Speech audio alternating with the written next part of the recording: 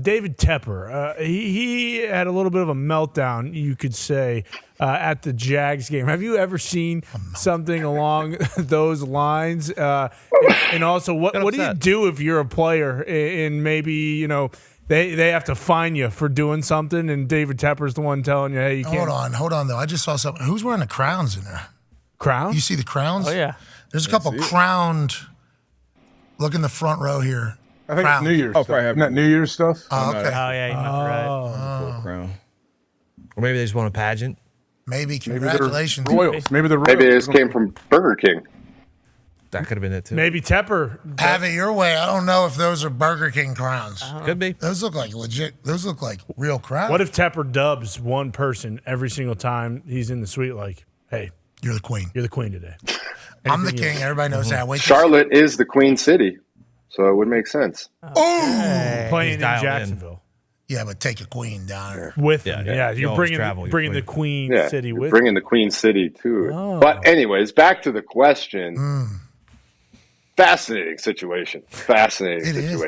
Because on one hand, as a pure fan of the sport, fan of entertainment, fan of the fact that this is all an entertainment business, wildly entertaining. I mean, that is it's dramatic, it's entertaining. Guys showing some passion, showing some fire, showing some energy. I like that. But on the flip side of that, I also know what would happen if a fan did that, or if a player did something similar, like your fans getting kicked out, probably never let back in the stadium.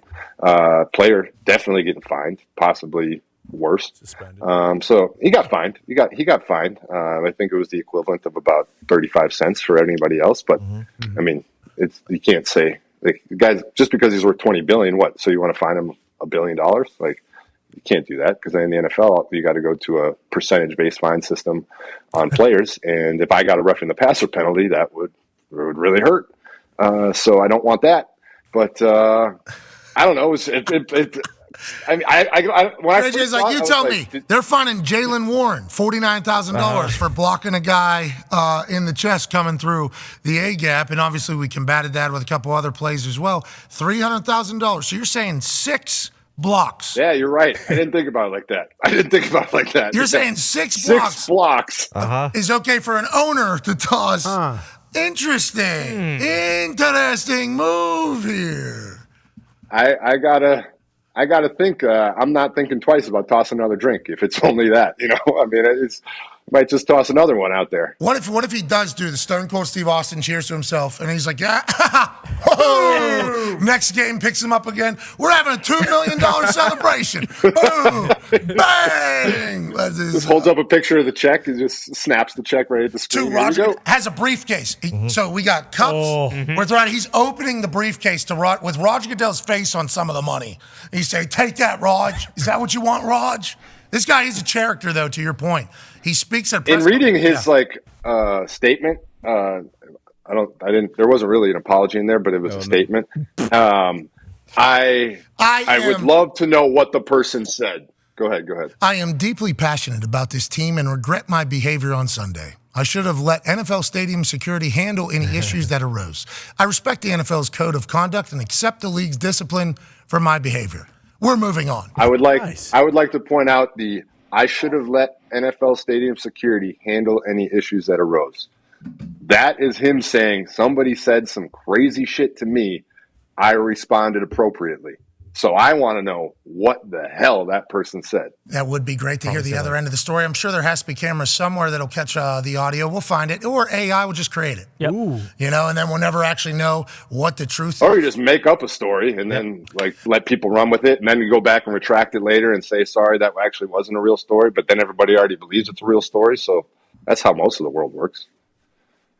Okay, you said you didn't want to dive into. Yeah, I thought you didn't want to talk about that. You said we weren't going to do that type of stuff. They didn't know anything about that list. Craig Ferguson. I thought that's what this show was. I thought that's the whole. Don't be a pig, JJ. JJ. Don't be disgusting. Okay? That's what the internet Big pops out of JJ, huh? Yeah. Big pops. Funny guy today. JJ really cracking himself up. Well. Great to see you. I'm excited to see this Tepper thing continue. I am. Because Snyder was the guy for a long time. Oh, the NFL lets doofuses run teams. You see what's going on in Washington? They got a bad guy who is dumb. has been alleged by every human. A lot of people are saying It's been alleged. I'm not creating this narrative No. that has been out there for a long time. They kind of force him to say, "I'll see you later. You're going to get out of here finally," after years and years of us thinking they're going to do that. And then Tepper's like, "Oh, don't you worry. I'm coming right on it. I'm filing bankruptcy on a town. I'm not. You're not holding up your side. I will do it. Throwing drinks on people, bringing in the coach, taking their soul and their happiness." Tepper's like, "I'm here all day too. I'm the second richest one in this league. They ain't never running me out of here. This is my town now." And they have 50 people in the stands for a couple games. Brutal. Yeah, I don't know how it's gonna go. I don't know how it's gonna go.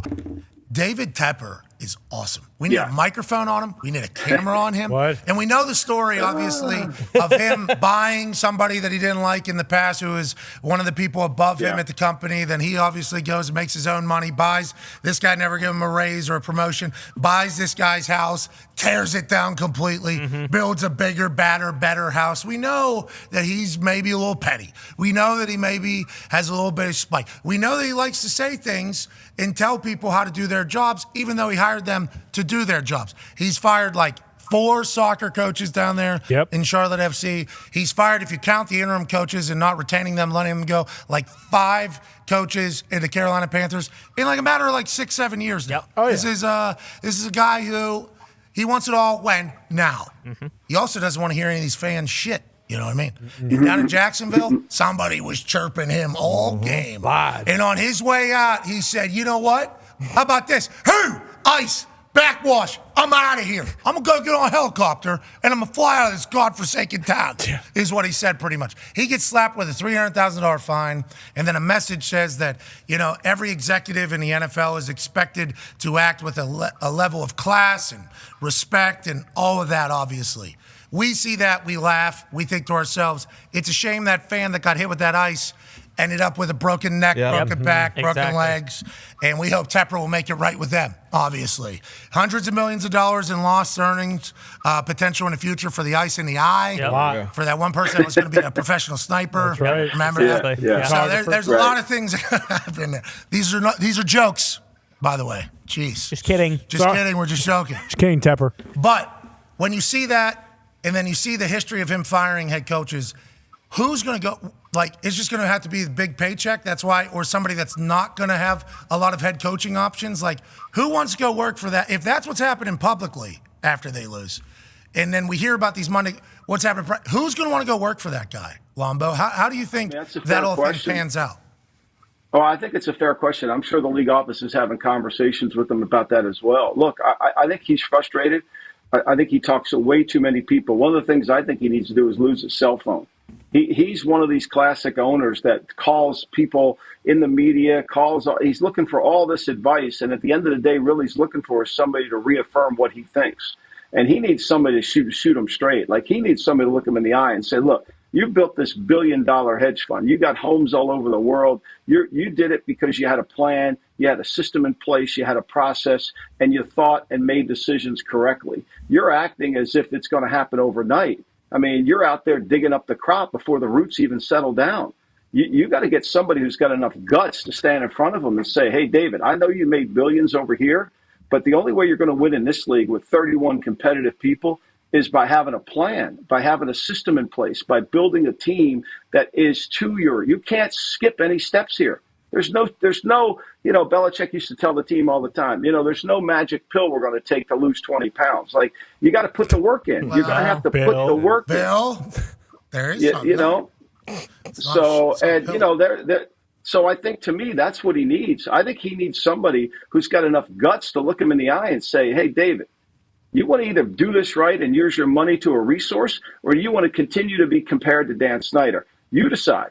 Some of those guys and girls at that level there, they want an alpha to come in, and be like, "I ain't taking your shit." Like, that is how this is going to go. And that could potentially be what he's been waiting for in the NFL. I don't know if Frank Reich ever gave him the impression that Frank Reich was going to go in there and tell him, "You need to stop telling me what to do." Matt Rule, maybe, though, right? Yeah. Like, Matt Rule, first time in the NFL, though, bingo. It's like, is he, so if he gets a Harbaugh, if he's able to pay enough, and Harbaugh I don't think would be ever scared to say, yeah, this ain't how this goes, both privately and publicly, because he's been there, he's done that before. Sean Payton, he was like that, I guess, with Denver, where he came in. He was very public about it. He needs somebody like that, right? That is somebody he needs?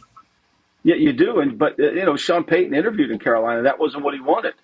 Sean didn't even come back for a second interview. So you got to have the climate has to be right. I mean, David's at the point now where he's got to buy credibility.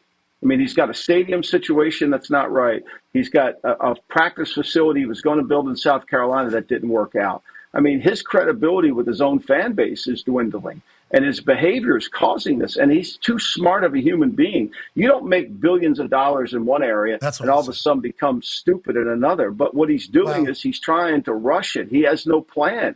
And I think ultimately, he can learn from Eddie DeBartolo, who was an emotional owner who, when we lost, it was hard. But he also took a step back and he gave Bill Walsh the authority to run his team and said, okay, I tried it the other way. It doesn't work. I'm going to do it this way. Now he's in the Hall of Fame and with all his Super Bowl rings. And so I think there's past performance for Tepper should predict future achievement. And he needs to study that. Like he needs somebody to say that, hey, David, you're going to do this. This is the dumbest thing we could possibly ever do.